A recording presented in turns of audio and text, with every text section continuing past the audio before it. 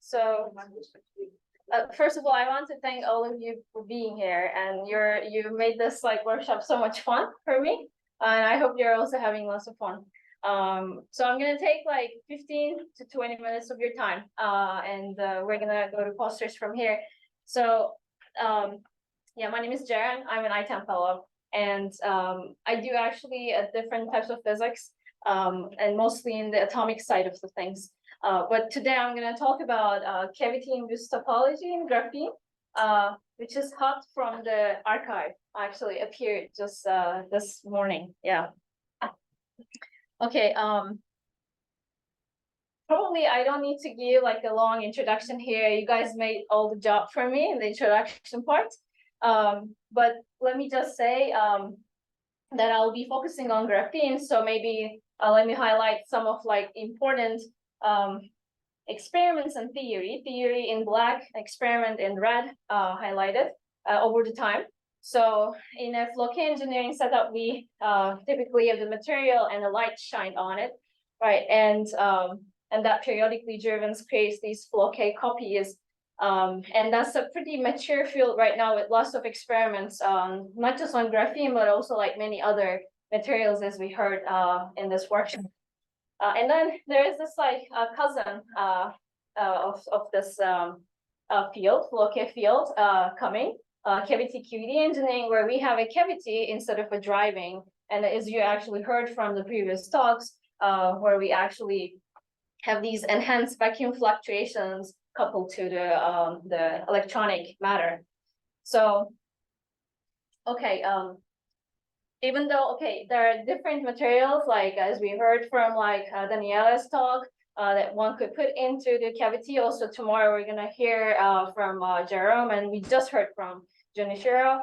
So you can actually have lots of fun with this, and I'll be just focusing on the graphene, what we can do with the graphene in the cavity. So because of it's a short talk, I'll just give you like the impact results, and then I'll try to get into details as much as the time permits. So it's a theory work. So and even though it's a theory, we were very interested in like trying to make it close to as realistic as possible, right? So close to a possible experimentation. So we thought about those a little bit too. So, but the main thing, I guess, one of the main results that we can have a topological vacuum gap in graphene by engineering the cavity polarization. So this follows really in the idea of how we open up a topological band gap in flow K engineering, and basically realizing like Haldane model. Right. So, but of course, the system is different, and actually the physics is different. And one of the main important differences, I guess, in the flow K engineering, we treat the light classically, while in the cavity we actually treat the vector potential in the light quantum mechanically. It's a quantized light. So to speak, actually, we're going to see in this talk like how microscopic side of the things appearing. And maybe like could give us more insight for the flow K engineering as well. We're going to see the enhancements of Dirac gap, this gap, with the photon population in the cavity. So if you actually engineer in the cavity, you can actually make the gap more sizable and maybe more measurable. And then the way that we treat this problem actually gives us the cavity-mediated electronic interactions in graphene. So these exist in vacuum. Okay, we'll see. And then maybe like more interestingly to us, we find that number and the polarization of chiral photons exchange with the matter actually determine the band topology of these at these light matter hybridization points. Here's like one plot where you can see the light matter hybridization points. So basically we immediately see a microscopic picture to determine the band topology for this like composite system. Okay.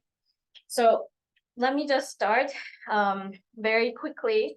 And I'm not going to get into all the theoretical acrobacy here. I'm going to save you from those details. But we are basically we're going to stick with the continuum model for graphene, the Dirac Hamiltonian, coupled to a single mode cavity, but coming with two polarizations. As that's the case, you will always have like two polarizations coming. we're gonna put these two polarizations in circular polarization, right and left. And through minimal coupling in the Dirac-Hamiltonian, we can see the interactions, photon-electron interactions come in this form.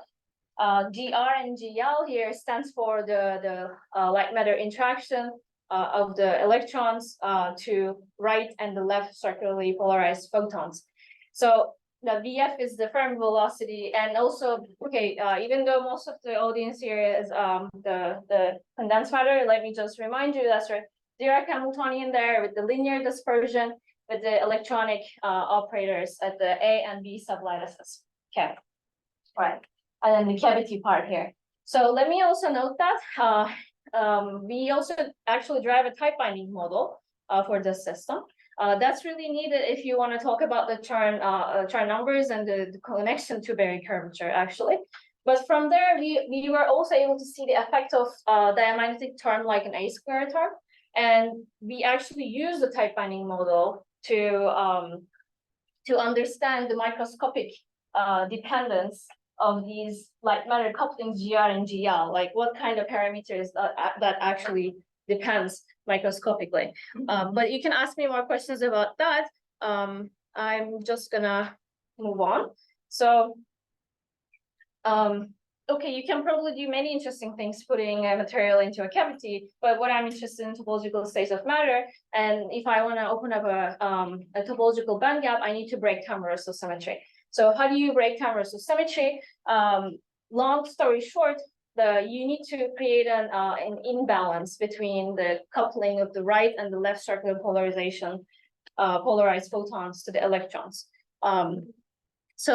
And in the next few slides, I'm going to try to prove this to you.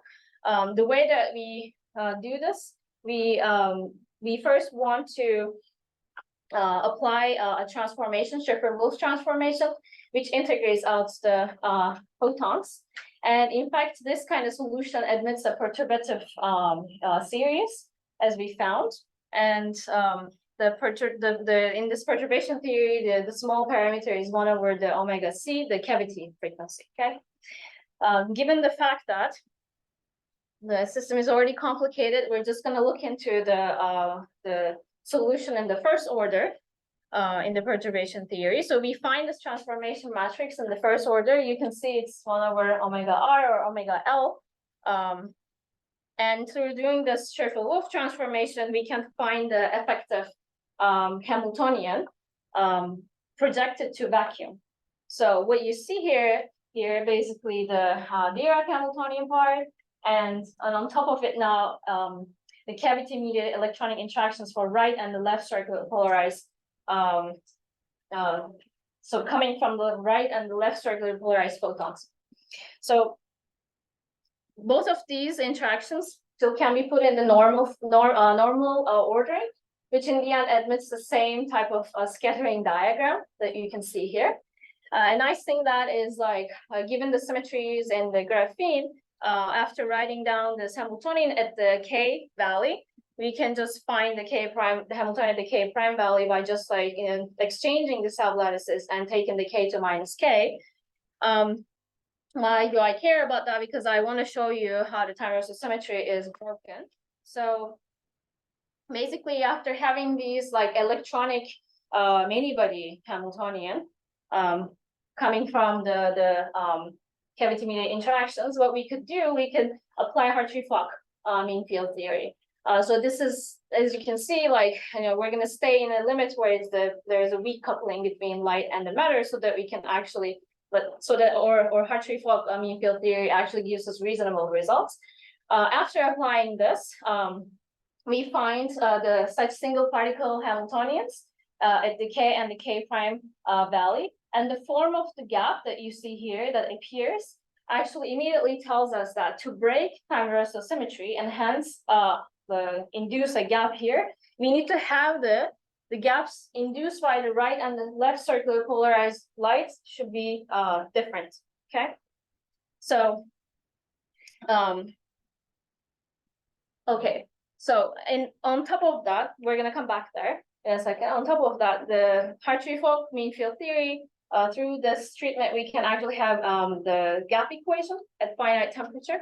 But here you can see like what this gap equation gives us at exactly Dirac nodes and the 0 temperature. And that's basically this form here, okay? So the right and the left circular polarizations. So this immediately tells us there are two ways of breaking thermal symmetry with the graphene in a cavity. One is like we can have a single mode cavity where right and the left circular polarization are almost in the same frequency up to the diamagnetic frequency.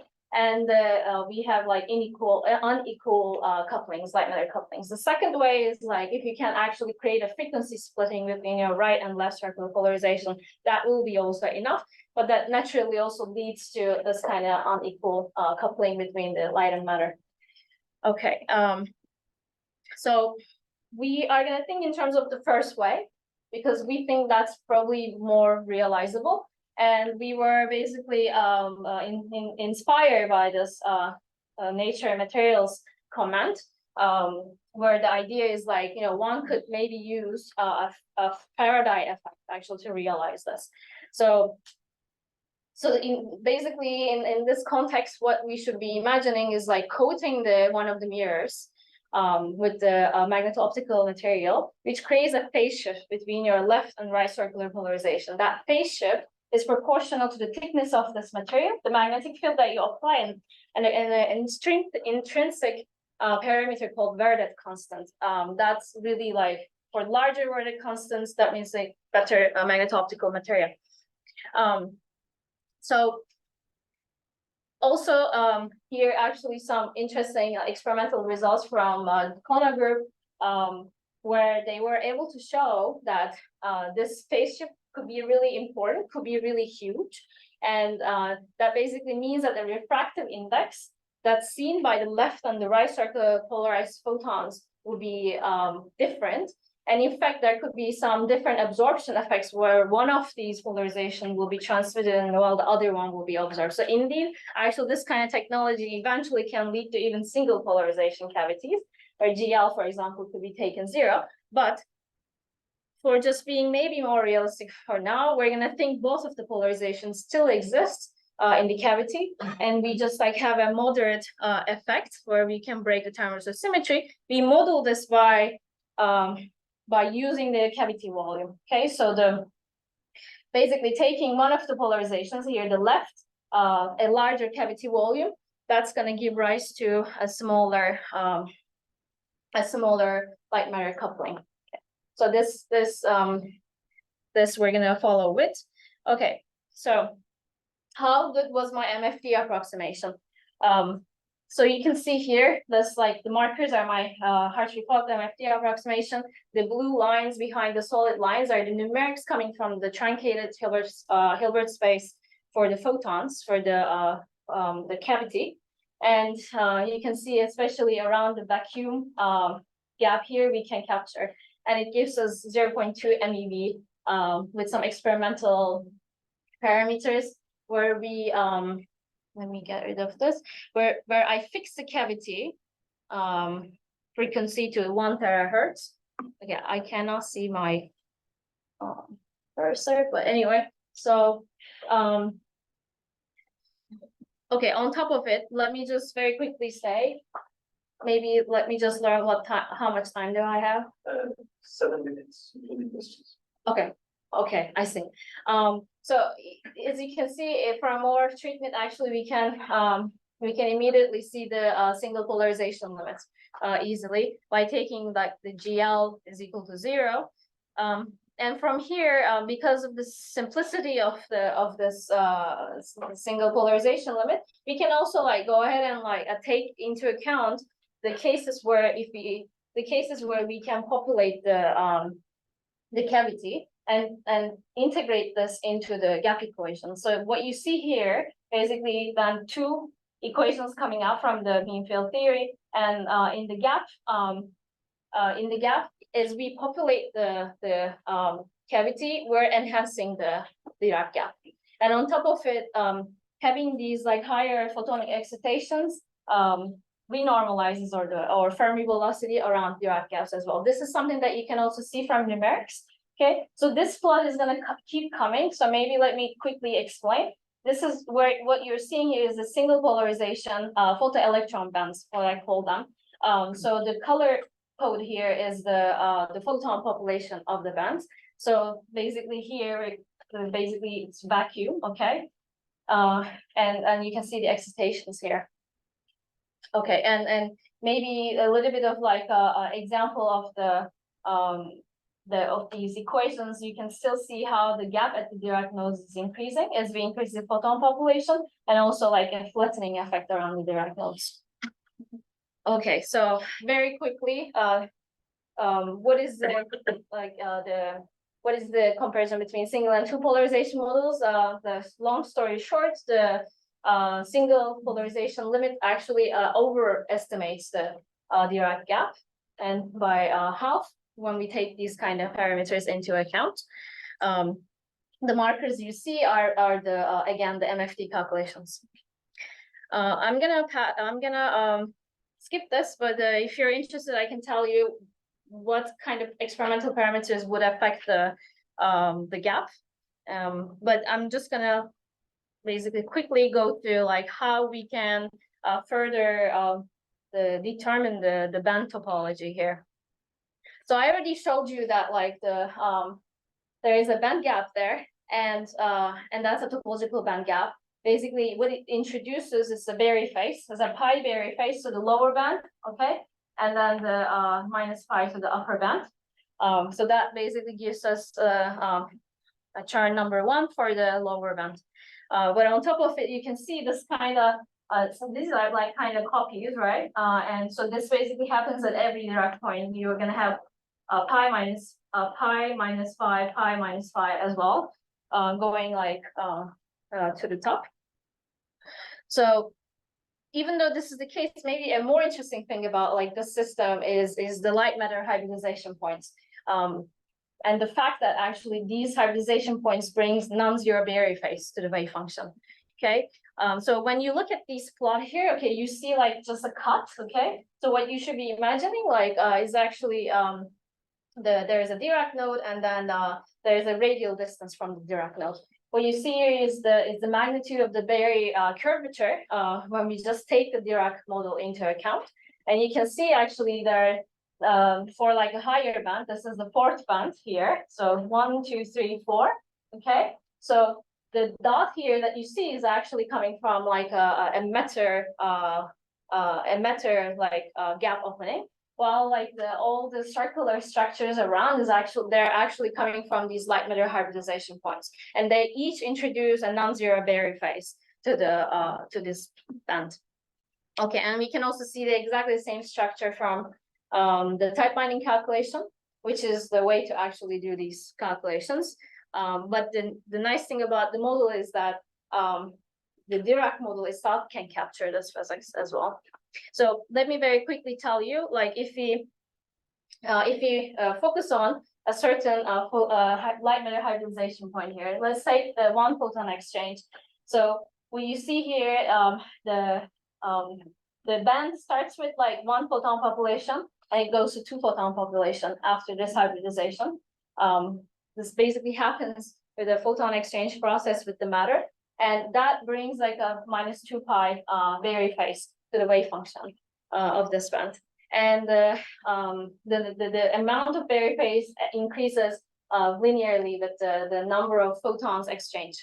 Okay, so that basically gives us a very like simple formula to predict the Berry phase at these light matter hybridizations by just looking how many photons were exchanged when we go through these like light matter hybridization points. And you can immediately see that because of this mechanism, one could actually immediately come up with higher Chern numbers for these photoelectron bands, if you like. Okay, so I'm probably out of time, so I'm just gonna flesh out this. We can also see the polarization has effect here. Not gonna go through the details, but you can see here now there are 2 color codes, right? The left, this is basically the population of the left circular polarized photons, and this is again the right, okay, the ones that you were seeing. But the model changed so that we can actually have 2 polarizations in here. with the polarization coming into play, now you can see actually there are 4 cases appearing, but I'm gonna highlight only 2 of them. So one of them is this like the square area, this light matter hybridization. Here we have one left and one right circularly polarized photons created out of vacuum with the exchange with the matter, okay, electronic matter. And even though I actually had these 2 photon process, because these are coming from different polarizations, they come with different sign, and so to speak, like destructively interfere and gives us a trivial band gap, okay, on the higher side there.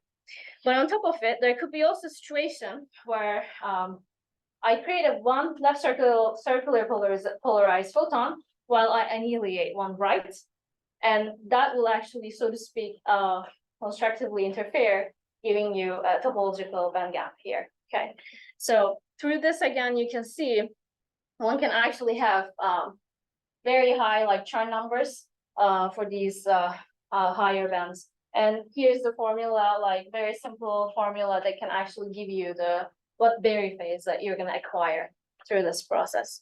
Okay, so I showed you a 2 polarization model for graphene in like in a cavity where both polarizations are unequally present, which may be the most realistic situation to realize this in lab. And I showed you a method based on Schiffer-Wolff transformation, which also gave us the cavity-mediated interactions. And to me, the most interestingly, I show you how to make higher Chern bands with light matter entanglement with a microscopic photon exchange mechanism. So very interesting questions, of course. Now, for example, the RD's hybridization between electrons and photons, polartonic, what is their statistics? How can we probe the high energy photon electron bands? The vacuum bands, yeah, maybe we can do transport for it and measure, but like how to do the measurements for these high energy photon electron bands? Can we actually see some sort of bulk edge correspondence here? So having like high Chern numbers possibly means that we will have like more edge modes. And maybe the edge modes would have actually some sort of photon like electron kind of bound nature to them. It will be very interesting to show these things if they really happen. And of course, maybe we can also think more in terms of like what happens when the electronic interactions, strong electronic interactions come into play as well with the Moria materials. Very importantly, so I thank my collaborator Vasilis, and we're grateful to Ashwin for many fruitful and guiding the meetings on this topic. And thank you for your attention.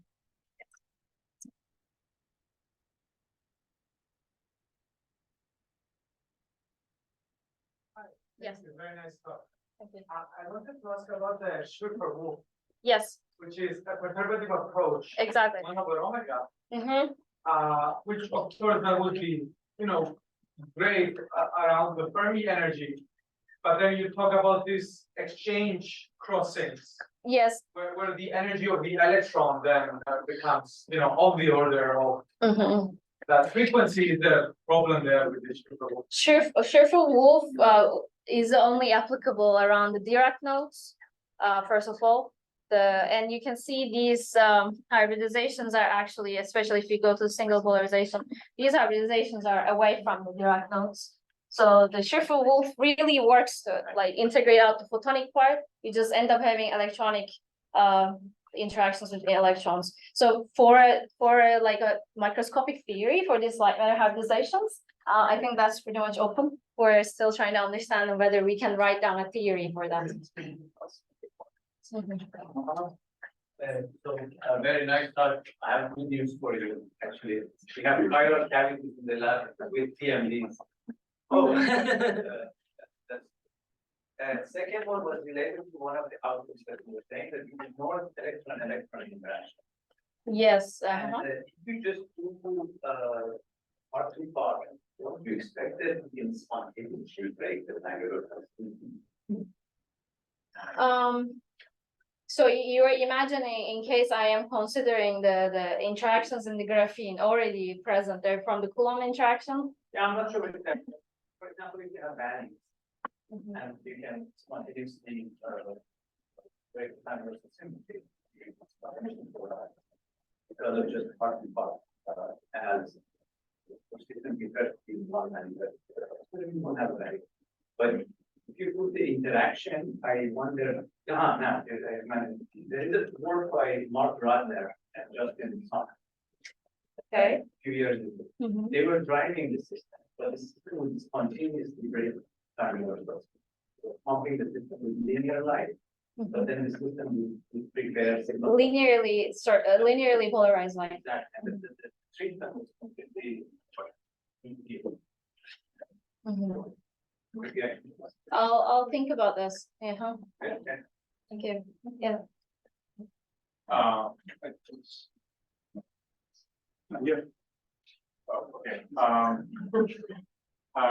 so on the note of the Hartree Fox, so you have this, on-sauce basically for the Hartree Fox, you decouple for this, look for this order parameter, Mhm. you either see it or you don't, but how do you know, I mean, there could be other order parameters that are engendered by that interaction, especially for instance, conductivity, if it's attractive interaction, so Mhm. would you have thought this if we're in the phase diagram, or were you sort of biased, like mean field theories would be biased?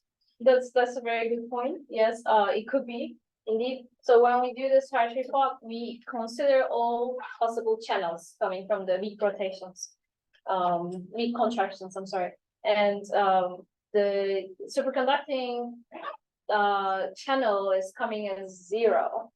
But that's I think requires a little more like deep thought. Indeed, there could be some more interesting things coming from there, and I agree, like, MFD in this context, yes, could have like bias. But the way that we apply it, and like it indeed like shows, like when we compare K and K prime, that there's a topological like that. I have a naive question about your the magneto-optical material that impressible you need to put inside the cavity. My understanding is that these Faraday rotations are very small. So if you need to accumulate a large enough phase, wouldn't you make the mode volume huge? And then therefore the light matter computing very small? Or is this an optimization problem? I see Mohammed having an answer. I don't need to. I guess, I mean, in terms of the Faraday rotation, I know that there are works related to this giant, Faraday rotation that tries to accumulate like more phase. I mean, Junior knows more about this than me, so. Okay. Goes back to the question about fertility treatment of coupling, because your coupling is not so different from electron quantum coupling. And there is partial longitudinal transformation for which what we did is just a special case. And that's supposed to interpolate between weakness from coupling. Partial longitudinal transformation. Just in the field of electron quantum. We should probably, maybe we can talk like later about this. Yeah. Thank you for a really lovely talk. So, do you guys put numbers from like experiments, like how close to? So those the gap numbers that I was showing, like we took like a 1 terahertz cavity. We were following like the regimes that the experiments are done.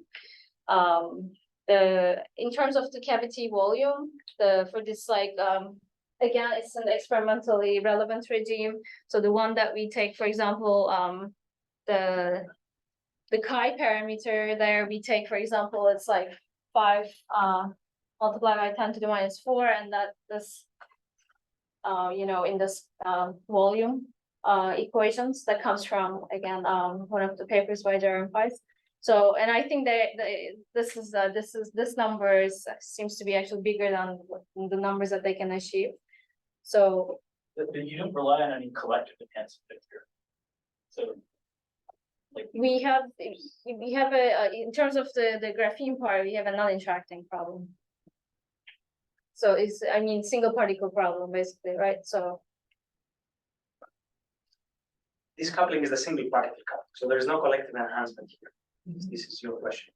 But this is typically smaller than the disorder. What is it like smaller than disorder?